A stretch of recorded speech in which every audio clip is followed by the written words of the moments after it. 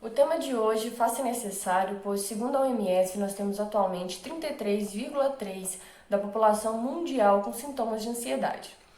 A ansiedade, ela pode ir desde o transtorno de ansiedade generalizada, que é aquela ansiedade onde você vai se sentir nervoso, sempre ansioso na expectativa de que algo vai acontecer, muitas vezes nem há o que acontecer.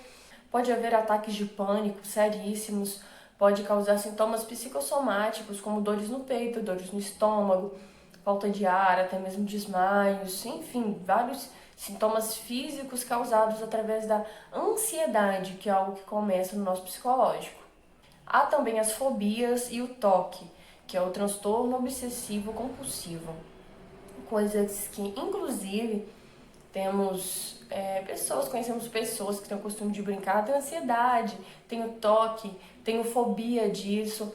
Não, você não tem. Tome muito cuidado com essas palavras. Pode ser que você que esteja assistindo esse vídeo, você realmente tenha, mas a gente conhece muitas pessoas que falam que tem TOC porque gosta de algo organizado, que gosta que coloca tal coisa em tal lugar e aquela coisa permaneça ali. Você é no máximo organizado ou perfeccionista, porque TOC é uma doença que necessita ser tratada, assim como a ansiedade, assim como as fobias. Se você tem um medinho, você tem nojo de um inseto, não, isso não é uma fobia. A fobia é uma ansiedade extrema, de desespero, com vários sintomas psicossomáticos que, acredite, você não vai querer ter essas doenças conforme você fica usando essas palavras na sua rotina. Então tome cuidado. Quem tem, vamos procurar a solução, e quem não tem, vamos vigiar nas nossas palavras, né? Até porque mesmo palavras têm poder.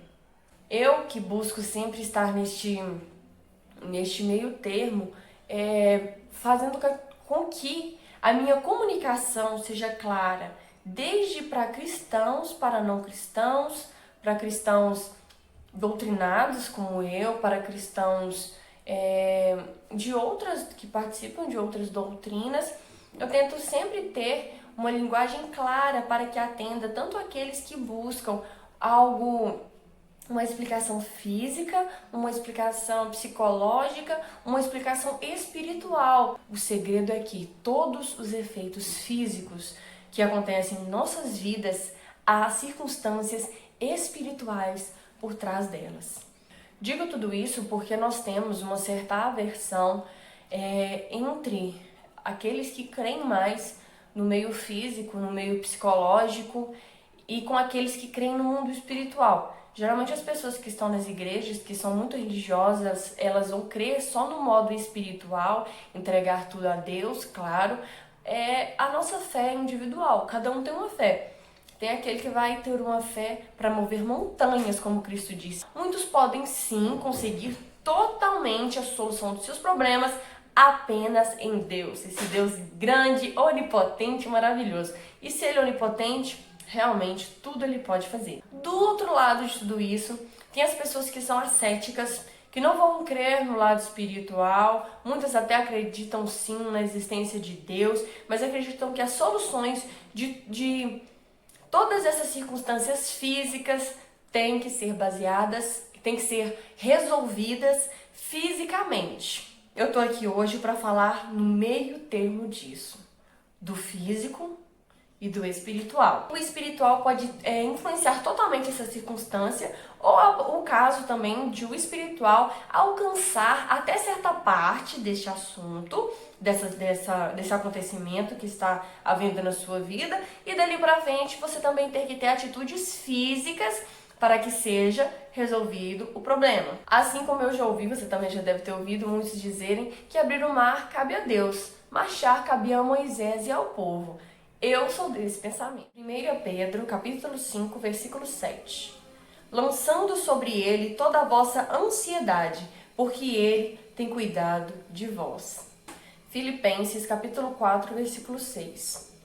Não estejais inquietos, há umas versões que diz, não estejais ansiosos.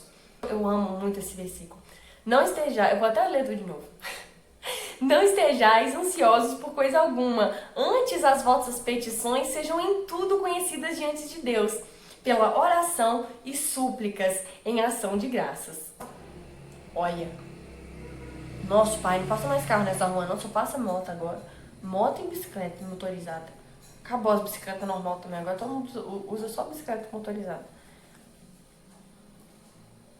Salmos 94, 19. Multiplicando-se dentro de mim... Ó, brincadeira, velho.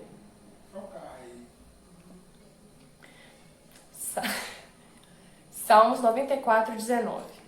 Disse Davi, multiplicando-se dentro de mim os meus cuidados, as tuas consolações recrearam a minha alma. Quero começar então com a parte do abrir o mar, cabe a Deus. Nosso Cristo, aquele que era 100% Deus e se fez também 100% homem, ele sabia que nós, como humanos, passaríamos por essas circunstâncias, nos sentiríamos ansiosos, preocupados, estressados, nervosos. Muitas vezes a nossa carne é frágil, é fraca. E a palavra de Deus, o Espírito Santo, ele ministra na palavra isso nos nossos corações, para que nós não ficássemos presos e preocupados com essas coisas.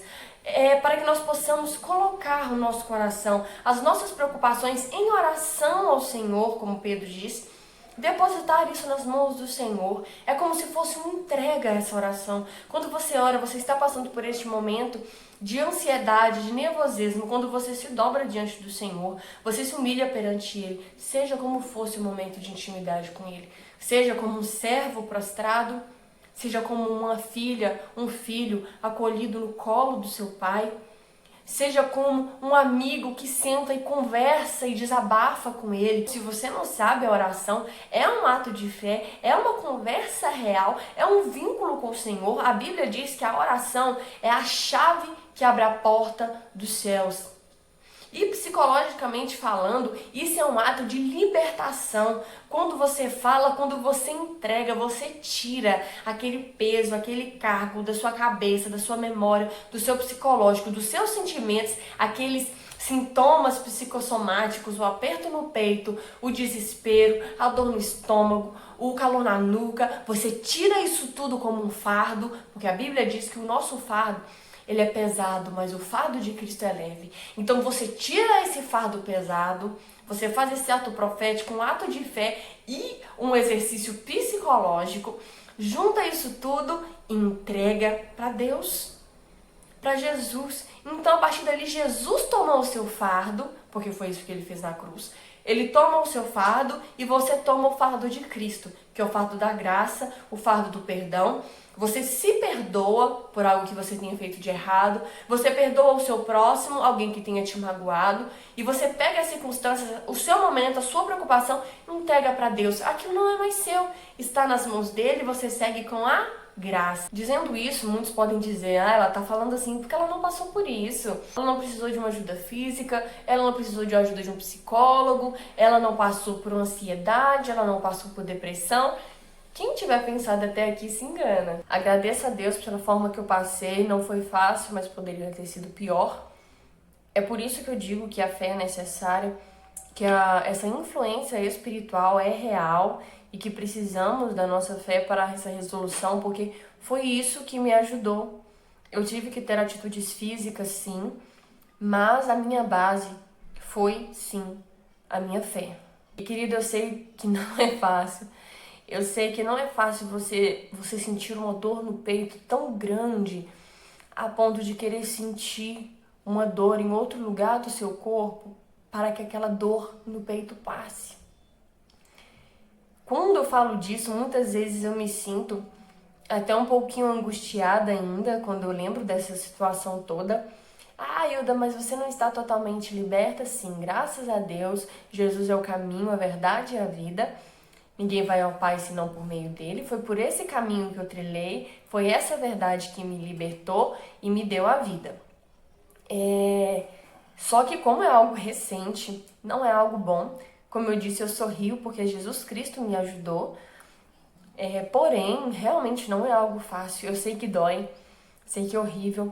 Como eu disse, é horrível sentir aquela dor no peito tão incontrolável que seu psicológico ele perde o controle. Você para de ter noção do que está acontecendo com o seu corpo. É como se você estivesse dentro de um torno, e aquele torno apertasse seu peito e suas costas, que não tem cabimento o tamanho da dor e da pressão que se sente no peito e não ser algo físico que tá te apertando. Eu sei, meu querido, é horrível. E eu quero que você saiba que a dor que Cristo sentiu naquela cruz foi muito maior. Quando Cristo estava sentindo aquelas chibatadas, a carne dele sendo cortada, ele era 100% homem e 100% Deus. E como 100% Deus, ele saberia que iria acontecer as suas crises de ansiedade. E ele saberia que o sacrifício dele seria o suficiente para que te libertasse dessas dores. Eu sei bem que você olhar no espelho e não se amar pode ser estranho, porque eu falo demais desse alto amor, assim como no nosso último vídeo, nós conversamos, nós falamos a respeito desse amor próprio, né? Desse alto amor, de como esse alto amor é necessário. Mas eu sei como é olhar no espelho e não sentir esse alto amor, como é não gostar do próprio cabelo, não gostar da pele, não gostar dos olhos, da sobrancelha, do corpo e se sentir desesperado de não querer estar dentro desse corpo. Eu sei como é. Eu sei o quanto que é horrível. Quantas vezes eu já pensei em raspar o meu cabelo, em cortar o meu cabelo, e Deus usou meu marido, ele esteve lá para me dar esse apoio, e eu pude ouvir a voz do Senhor através da vida dele. Quantas vezes eu já senti a inutilidade da minha vida. Me olhar no espelho, eu sempre, quando eu me olhava no espelho, eu sentia essas reflexões ainda mais profundas em mim. E eu me olhava no espelho e sentia tanta inutilidade da minha vida que não via mais motivo para estar aqui. Mas por esses motivos que Salomão disse em Eclesiastes, para lembrar do Senhor nos dias da sua mocidade. Porque muito eu me lembrei do Senhor. Foram quantas vezes em jejum, em oração, buscando o Senhor na congregação, em casa, nas madrugadas, lendo a palavra. E no momento que eu me senti inútil assim, eu só não desisti da minha vida, digo sinceramente, não era nem por vontade de ir para o céu, mas era de medo de ir para o inferno. Porque eu, conhecedora da palavra, sabia qual seria o meu destino se eu agisse dessa forma. Então eu persisti por temor ao Senhor. O temor ao Senhor é o princípio da sabedoria, como diria Salomão também. E ainda que fosse naquele momento de tanta fraqueza que eu senti, o temor ao Senhor me fez não desistir da minha vida. A palavra de Deus diz também em Romanos que porque dele, por ele e para ele são todas as coisas, para todos sempre amém. Então a sua vida, eu disse isso no primeiro vídeo que eu postei nesse canal, a sua vida há de haver um propósito. O seu coração, esse vazio, há de ser cheio por Deus, pelo Espírito Santo, porque mais nada vai dar motivo. A sua mãe, o seu pai, o seu casamento, os seus filhos, o seu emprego, nada dá motivo para a sua vida, senão Deus. E Deus está no mesmo lugar de sempre. Jesus, ele morreu na cruz de braços abertos, ele está de braços abertos para te receber. Não se sinta sozinho. Se você se sente desmotivado e sem motivos, ele é o seu motivo. Ele te diz que é o seu motivo. Ele fez o maior sacrifício de todos os tempos, porque ele te ama mais do que o seu marido, a sua esposa, a sua mãe, os seus pais.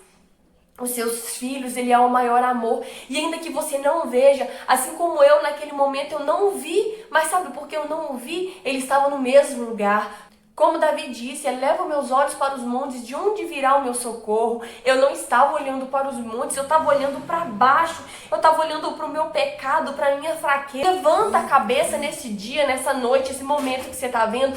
Olha, eleva seus olhos para os montes, que é de onde virá o seu socorro. Daquele que fez o céu, a terra, o mar e te moldou no ventre da tua mãe. E ele tem um propósito para você. Você pode não ver, mas ele tem. Deus, o problema nunca vai ser Deus. O problema sempre será nós que nos afastamos. Mas não se culpe, porque o fardo de Cristo é leve. Não se culpe, porque a tua culpa Jesus carregou lá na cruz. Então não se culpe como eu me senti culpada muitas vezes. Eu não via mais motivo.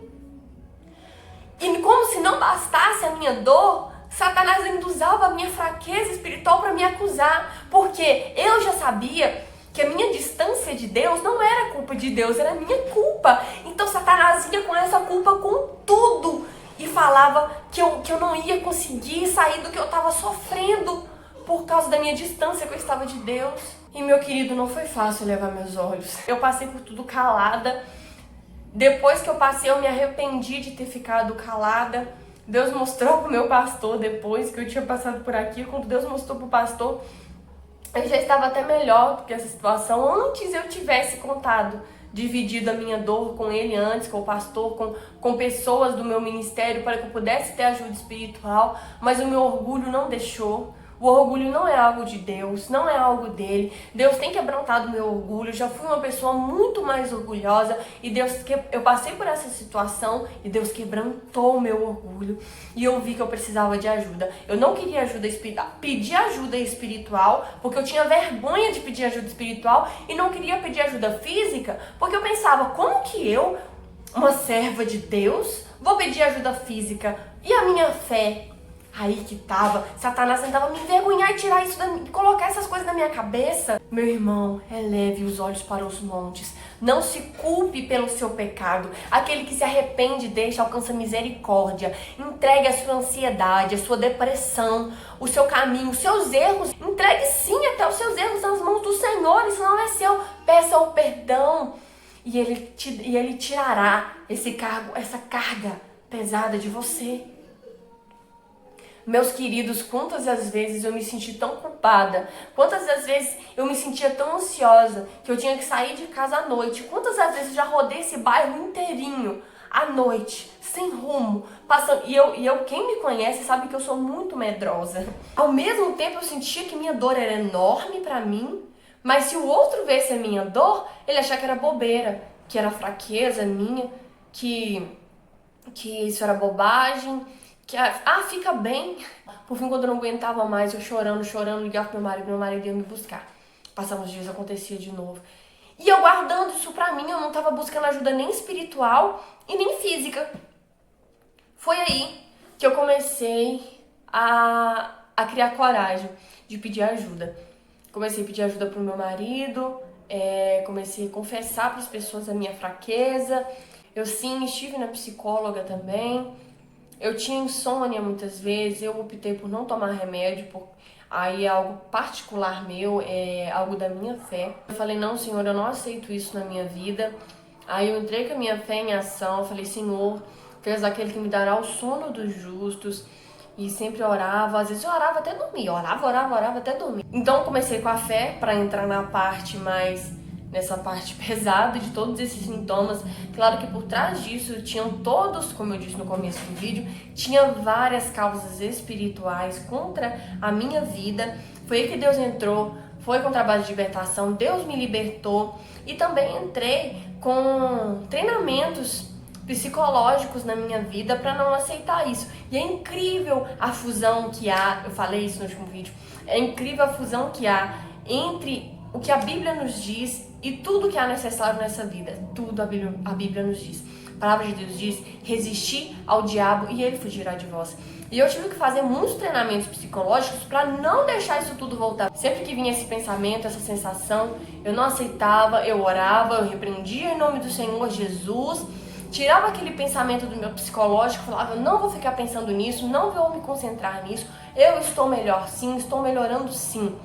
Então Deus veio, Deus tirou essa dor, Deus tirou os sintomas psicossomáticos que haviam influências espirituais, causas espirituais que geravam a ansiedade, gerava a depressão, que gerava os sintomas psicossomáticos. Então Deus veio, consertou isso tudo, me libertou, tirou isso de mim, e toda vez que vinha algum vestígio, eu entrava com esse exercício psicológico, que a Bíblia chama de resistir ao diabo e ele fugirá de vós. Nós entramos com essa resistência espiritual e com o meu pensamento fixo na minha fé e com treinamentos de limpar sempre a minha mente para que isso não voltasse para a minha vida. E eu quero te convidar a fazer esses treinamentos comigo. Primeiro, aceite Jesus Cristo como seu único e suficiente Salvador da sua vida. Você precisa ser liberta,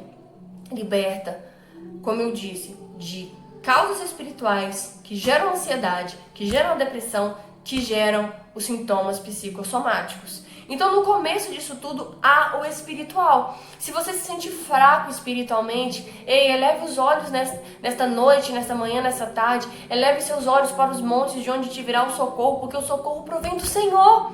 E Ele tem algo importante para você. Ah, mas eu me afastei, eu tô fraca, eu pequei contra Deus, eu tenho vergonha de orar. Ele te ama. Ele te ama, o amor dele é maior que o seu pecado mediante o arrependimento. Se você se arrepende e se entrega ao Senhor, você é aquele filho que volta para a casa do pai e o pai fez uma festa em comemoração porque o filho aceitou a sua ajuda, a ajuda de pai, os cuidados de pai na vida dele. Então reconcilie com o Senhor.